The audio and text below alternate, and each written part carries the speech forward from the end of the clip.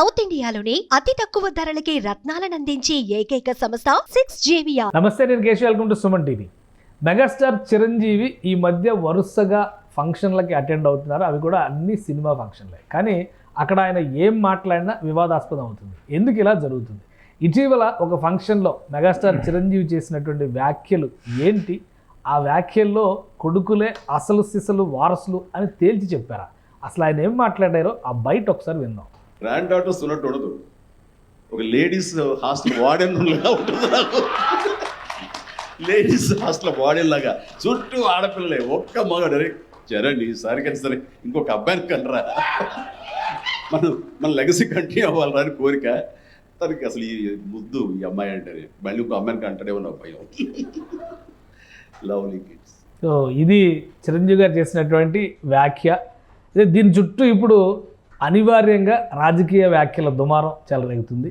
కూతుర్ల కంటే కొడుకులే వారసులు అనేటువంటి మాట చిరంజీవి గారు అన్నారు అన్నది ప్రధానమైన అభియోగం. నిజంగా చిరంజీవి గారు అలాంటి ఇంటెన్షన్తో ఈ వ్యాఖ్యలు చేశారా? అసలు ఆ ఫంక్షన్లో ఏం జరిగింది విశ్లేషించేటువంటి ప్రయత్నం చేద్దాం. మనతో పాటు సీనియర్ జర్నలిస్ట్, ఫిలిం క్రిటిక్ ప్రభు గారు ఉన్నారు. ప్రభు గారు నమస్కారం. నమస్తే. చిరంజీవి గారు వ్యాఖ్యను చూసాం మనం. అందులో స్పెసిఫిక్గా కొడుకులే అత్యుత్తములు అన్న ధోరణి అయితే నాకు కనబడలేదు. అసలు ఎందుకు ఇంత వివాదాస్పదం అవుతుంది ఈ వ్యాఖ్య? ఆయన వివాదాస్పద వ్యాఖ్యలు చేశారా, వాటిని కావాలని వివాదం చేస్తున్నారా అనేటువంటి విషయాన్ని కనుక గమనించినట్లయితే క్రిస్టల్ క్లియర్గా కనిపిస్తుంది. ఒక సరస చలోక్తి, అది సరస సంభాషణ, సరదాగా చెప్పినటువంటి ఒక మాట.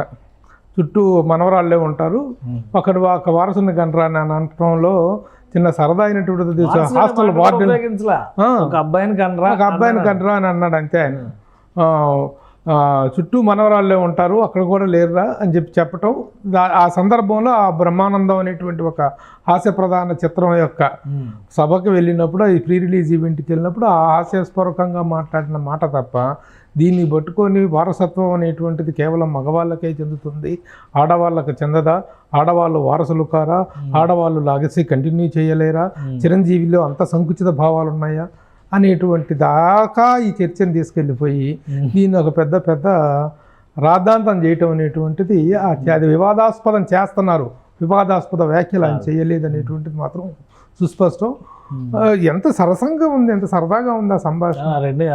30 seconds 40 seconds దాన్ని పట్టుకొని ఇంత మ్యాటర్ చేస్తున్నారంటే ఈ ఫంక్షన్ లో ఇంకా వేరే మొత్తం స్టేజ్ స్పీచ్లు అన్ని కూడా ఉన్నాయి కదా, అక్కడెక్కడైనా ఏమన్నా కామెంట్ చేశారా ఇట్లాంటి విషయాలు? ఈ సందర్భంలోనే లేదు, అంతవరకే. Just it is a matter of 30 seconds.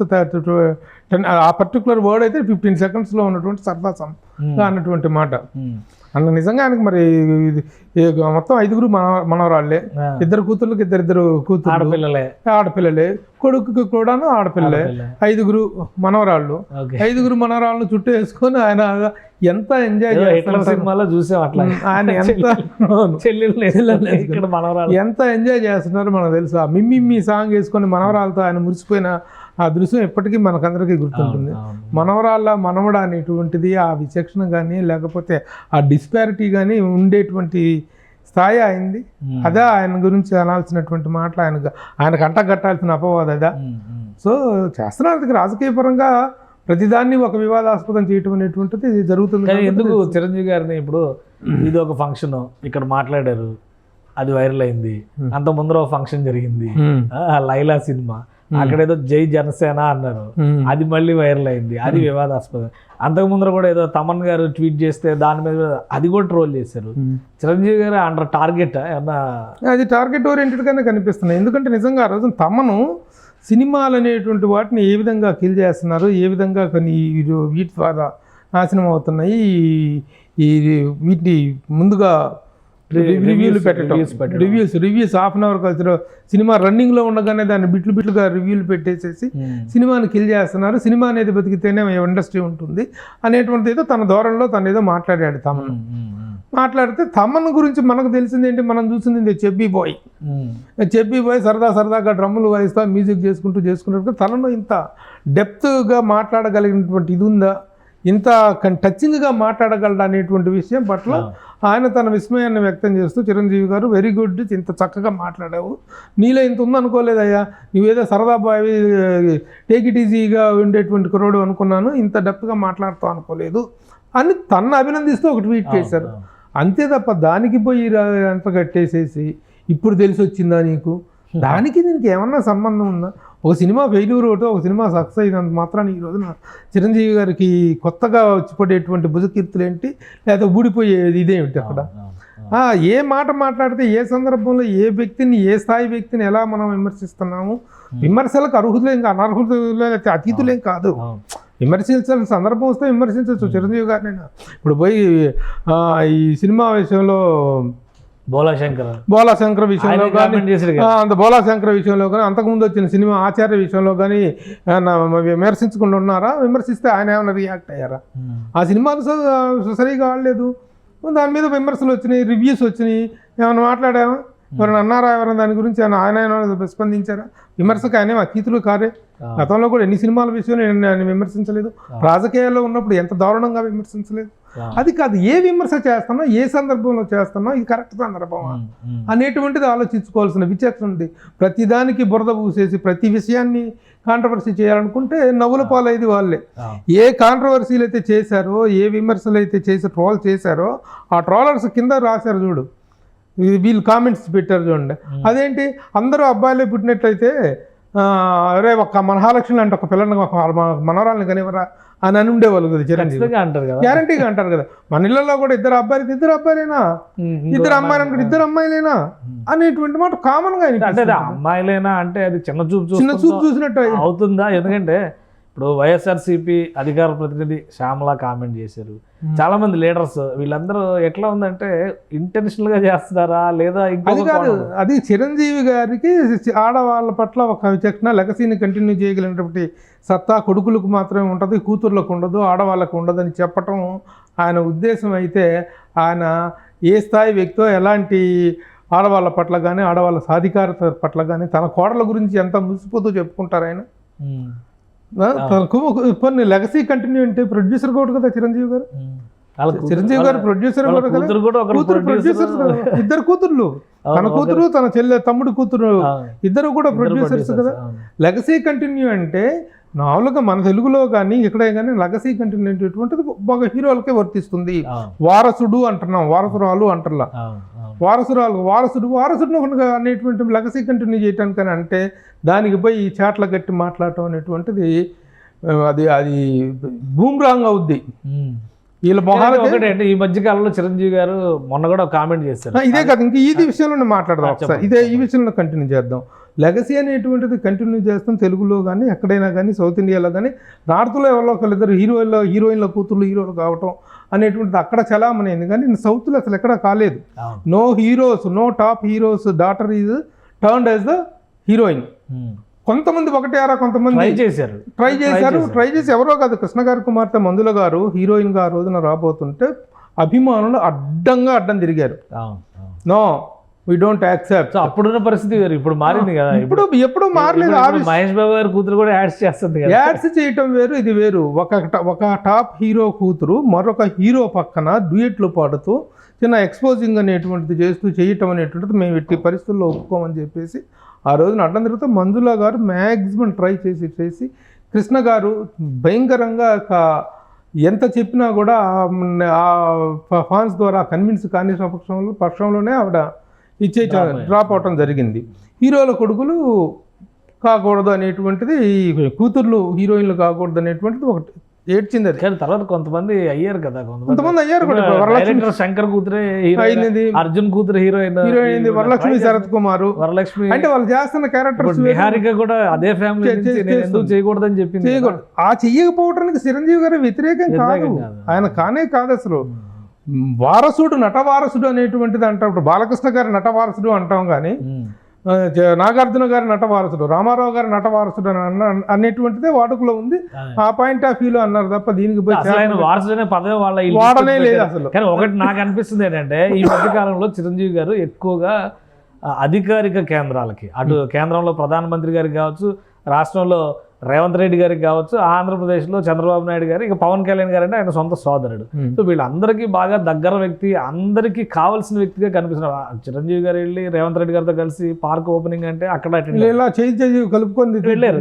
అంటే ఆయన అందరి వాడు అనే ఒక ఇమేజ్ని తెచ్చుకుని అదే రీతిలో అందరితో మెసిలే ప్రయత్నం చేస్తుంటే ఆయనకు ఒక రాజకీయ కోణాన్ని అంటగట్టి పబ్బం గడుపునే ప్రయత్నాలు ఏమన్నా జరుగుతున్నాయి. ఆయన ఏది మాట్లాడినా ఎందుకు వివాదం అవుతుంది? డెఫినెట్గా చేస్తున్నారు. ఎందుకంటే మెత్తనమ్మని చూస్తే మొట్టబుద్ధి ఏదైనా సామెత లాగా అదే ఇంకేమో నన్ను అడిగి చూడమని అని చూడమనండి ఒకసారి ఎలా ఉంటుందో రియాక్షన్. ఆయన ఇట్లాంటి సిల్లీ కామెంట్స్కి వాటికి రియాక్ట్ అయ్యే మనిషి కాదు కాబట్టి ప్రతి ఒక్కళ్ళు దే ఆర్ టేకింగ్ అడ్వాంటేజ్, ఆ సాఫ్ట్ కార్నర్ చేస్తున్నారు ఆయన్ని.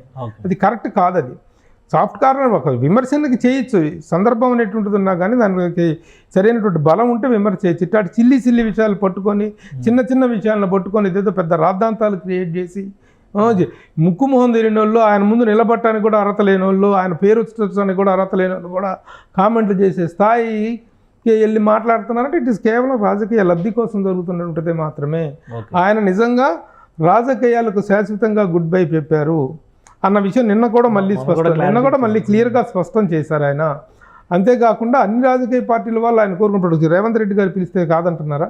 రేవంత్ రెడ్డి గారు మెసేజ్ చెప్పండి అని చెప్పేసి అంటే మెసేజ్లు చెప్పకుండా ఉన్నారా? వీటికి సంబంధించిన డ్రగ్స్ కదా ప్రకృతి. మరి మోడీ గారు పిలిస్తే వెళ్తున్నారు. అటు చంద్రబాబు నాయుడు గారితో ఏదైనా కార్యక్రమం ప్రత్యేక కార్యక్రమం ఉన్నాయనుకుంటే మన కార్యక్రమం రద్దయింది. కానీ ఎన్టీఆర్ గారి శత జయంతి ఉత్సవ కార్యక్రమం అది రద్దయింది కాబట్టి వెళ్ళలేదు. కానీ లేకపోతే దానికి కూడా వెళ్ళడానికి కానీ ఈ రోజున ఫిగర్స్ ఎవరున్నారు ఇండస్ట్రీలో? ఏదైనా ఒక ప్రతిష్టాత్మకమైన కార్యక్రమం జరిగింది అంటే ఒకప్పుడు గ్రేట్ పర్సనాలిటీస్ ఫిగర్స్ ఉండేవాళ్ళు. ఒక రామారావు గారు, ఒక నాగేశ్వరరావు గారు, ఒక కృష్ణ గారు, కృష్ణరాజు గారు, దాసనారాయణరావు గారు, నారాయణ రెడ్డి గారు, ఎంఎస్ రెడ్డి గారు, ఇంతమంది ప్రముఖులు ఉండేవాళ్ళు. ఏదైనా సభా కార్యక్రమం జరుగుతుంది. ఈ రోజున పిలుచుకోవడానికి ఒక వ్యక్తి కనిపిస్తల్లా. ఇండస్ట్రీలో పెద్ద అంటే కొంచెం గ్లామరస్గా ఇదిగా కనిపిస్తున్నటువంటి వ్యక్తి ఎవరు ఉన్నారంటే చిరంజీవి గారు. సో అందుకే ఇంకొంచెం నెక్స్ట్ వ్యక్తి టార్గెట్ అవుతున్నారు. దానికైతే టార్గెట్ చేస్తున్నారండి. ఏ కార్యక్రమానికైనా ఇప్పుడు ఏ సినిమా కార్యక్రమం కానీ ఎవరికి ఏదైనా చిన్న సక్సెస్ వచ్చినా చిరంజీవి గారి దగ్గర నుంచి చిన్న బ్లెస్సింగ్స్ వస్తే బాగుండు, ఆయన దగ్గర నుంచి మన సినిమా గురించి 4 మంచి మాటలు వస్తే బాగుండని ఆయన అభినందనల కోసం వెయిట్ చేస్తున్నారు ఉన్నారు. ఇంకెవరున్నారు పెద్దరికంగా చెప్పుకోవాలనుకుంటే మురళీమోహన్ గారు ఉన్నారు. ఏదైనా కార్యక్రమం ఉంటే వీళ్ళిద్దరి మీద ఎంత విపరీతమైన ప్రెజర్ ఉంది. మోహన్ బాబు గారు ఉన్నటువంటి పరిస్థితుల్లో అనేటువంటి కార్యక్రమాలకు వీటికి వచ్చేటువంటి పరిస్థితులు లేదు. ఆయన వేరే ఇబ్బందుల్లో ఉన్నారు ఆయన. కాబట్టి ఇండస్ట్రీలో ఒక పెద్ద ఫిగర్ అనేటువంటి వ్యక్తి లేరు ఇక్కడ. చేసుకోండి. మిగతా వాళ్ళు ఎవరు వీటిలో పట్టించుకోరు, రారు, ఏ ఫంక్షన్స్కి రారు. వాళ్ళ సినిమా ఫంక్షన్స్కే వాళ్ళు వెళ్ళరు చాలామంది స్టార్స్. ఆ ప్రెజర్ ఆయన మీద ఎక్కువగా ఉంది, చిరంజీవి గారి మీద. ఎంతమందిని అవాయిడ్ చేస్తేనో ఈ కార్యక్రమాలకైనా వెళ్ళటానికి ఇది అవుతుంది. అసలు ఈ ఇన్సిడెంట్స్, ఈ ట్రోలింగ్స్ తర్వాత చిరంజీవి గారి రియాక్షన్స్ ఎలా ఉన్నారు? ఒకటేంటంటే పట్టించుకునే స్థాయి కాదు ఆయన్ని, పట్టించుకునే మనస్తత్వం కాదు, వీటిని కేర్ చేసేటువంటి మనస్తత్వం కూడా కాదు. కానీ విమర్శించే వాళ్ళు మాత్రం కొంచెం బుర్రా బుద్ధి ఉపయోగిస్తే కొంచెం మంచిది. ఎందుకంటే ఎవరు మాట్లాడినా సరే ఇప్పుడు దీనికి ఏదైనా మాట్లాడుకో, వీళ్ళు వాళ్ళ మనుషులు, చిరంజీవి మనిషి, వాళ్ళ మనిషి, వీళ్ళ మనిషి చెప్పి ఒకళ్ళ మీద బురద చల్లే ప్రయత్నాలు కూడా జరుగుతుంటాయి. వాటిని కేర్ చేయాల్సిన అవసరం కూడా లేదు. న్యాయం చెప్పేవాడు ఎప్పుడు కూడా చెప్పేవాడు, నిజం చెప్పేవాడు అంటారు. ఇద్దరికి న్యాయం చేయడం కుదరదు. కాబట్టి చాలా అసందర్భమైనటువంటి ఇవి చేస్తున్నారు. నిజంగా తమన్న విషయం అయితే నిజంగా ఎంత దారుణం అంటే తమన్నేదో మాట్లాడితే దాన్ని సమర్థిస్తే ఇప్పుడు తెలిసిందా నీకు నొప్పి అంటారు. ఏమైనా బుద్ధి జ్ఞానం ఉందా అసలు? ఏమన్నా కాంటెక్స్చువల్ జస్టిఫికేషన్ అనేది ఉండాలి కదా. సందర్భోచితమైనటువంటి న్యాయం అనేది ఒకటి ఉంటుంది. ఇప్పుడు ఈ దీంట్లో కూడా ఈ విధంగా మాట్లాడటం అనేటువంటిది ఆడపిల్లలు, ఆడవాళ్ళ సాంఘికత గురించి, ఆడవాళ్ళ వికాసం గురించి, ఉమెన్ ఎంపవర్మెంట్ గురించి చిరంజీవిని ఆక్షేపించే స్థాయి వెళ్ళది. చిరంజీవి గారికి ఉన్నటువంటి ఆ అవుట్లుక్ని ప్రశ్నించే స్థాయి వెళ్ళది. ఎంత గొప్పగా ఆయన ఆడవాళ్ళని గౌరవించే విషయంలో కానీ, వాళ్ళకి సంబంధించినటువంటి విషయాల్లో ఎంకరేజ్ చేసే విషయంలో ఆయనకు చెప్పేది, ఆయన ఆక్షేపించేది. బుద్ధి ఉండాలి, మాట్లాడుకోవటం అనవసరం. లెగసీ కంటిన్యూటీ అనేటువంటి దానికి కూడా కొంతమంది పెద్ద పెద్ద మహానుభావులు కొన్ని నిర్వచనాలు చెప్పారు. నెహ్రూ గారి లెగసీని కంటిన్యూ చేసింది ఇందిరాగాంధీ గారు కదా. ఇంకా వాళ్ళ జనజీరి బుట్టో ఇది చేసింది వాళ్ళు బుట్టు, ఆవిడ వాళ్ళు కదా కంటిన్యూ చేసింది, అక్కడ వీళ్ళు కదా వీళ్ళు కదా అని. రాజకీయ పరమైనటువంటి వారసత్వాలకు సినిమా రంగంలో వారసత్వాలకి తేడా ఉంది. దీని స్పష్టమైన తేడా ఉంది. సినిమా రంగంలో లెగసీ కంటిన్యూ అనేటువంటిది డిఫరెంట్ యాంగిల్. ఇప్పుడు ఈయన పాపులర్ నటుడు కాబట్టి, పాపులర్ స్టార్ కాబట్టి, ఆ స్టార్డమ్ కంటిన్యూటీ అనేటువంటి పాయింట్ ఆఫ్ వ్యూలో సరదాగా అన్నమాట. అసలు అంత దూరం కూడా ఆలోచించాల్సిన మ్యాటర్ కాదు ఇది.